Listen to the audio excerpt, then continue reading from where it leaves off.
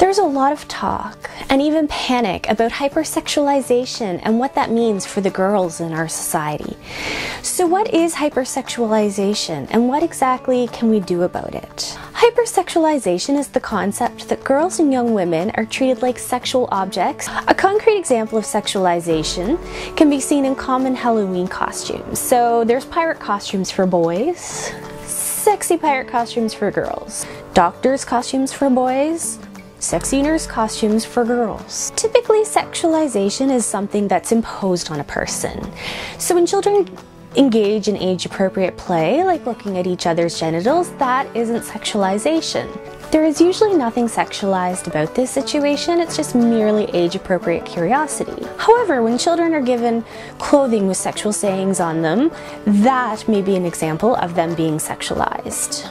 Ironically, while young women are being sexualized, they're being denied age-appropriate education about healthy relationships and pleasure. So hypersexuality is a very complex phenomenon. Some argue that it exists because sex sells, and of course companies are simply interested in padding their bottom line. Others argue it arises from the sexism in our society, or that prejudice and hatred of women based on traditional gender roles. Hypersexualization is simply an extension of that prejudice to women. It also reflects the idea that women are there for men's desires through what is sometimes known as the male gaze. And of course, there's others that think that hypersexualization is a result of pornography. Unfortunately, there are no firm answers on what exactly causes it and how exactly we can stop it, but there has been some evidence collected by the American Psychological Association that suggests that it is a problem that does lead to significant issues such as depression, body dissatisfaction, and lower self-esteem.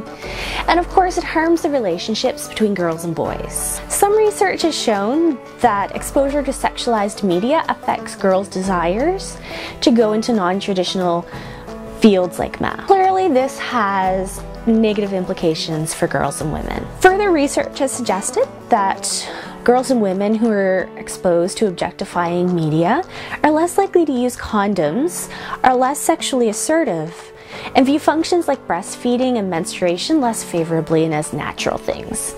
So a girl or woman who's more focused on her partner's judgments will not be able to focus on pleasures, desires, and safety. And of course, there are implications for boys and men as well. For one, hypersexualization and the sexualized media may make it so that boys and men have difficulties finding an acceptable partner or fully enjoying intimacy with a real woman.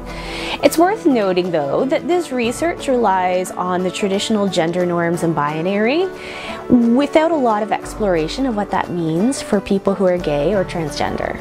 Some boys and men who are exposed to sexist media may perpetrate sexual violence more often too. So hypersexualization is a very complex issue that is likely the result of many things that happen in our society. Regardless of what causes it, there are ways that we can protect our children. So one, let's talk with children and make these things visible.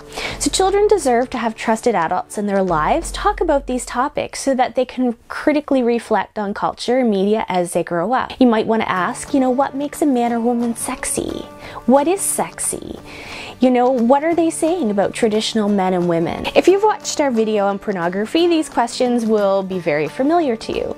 Media literacy is an important skill for children and youth because they become active consumers of it rather than passive lumps on a couch. Parents are in a great position to help children and youth respond to these things. So if you watch videos together, point out the positive and negative aspects of that media. You can also offer protection by encouraging all youth, but especially girls, to engage in physical activity so that they can learn that their bodies are capable of doing things rather than just being sex. Physical activities promote self-esteem and even lead to less risk-taking behavior. If your child isn't a fan of sports, any extracurricular activity will help them learn more about the opportunities available to them. But Finally, support comprehensive sexuality education. Sex ed helps correct the distortions caused by culture and the media, and it's important for girls and women as well as boys and men to learn about their bodies and pleasure. Finally, religion, spirituality, or meditation may offer some effects against hypersexualization as well. So what do these things all have in common?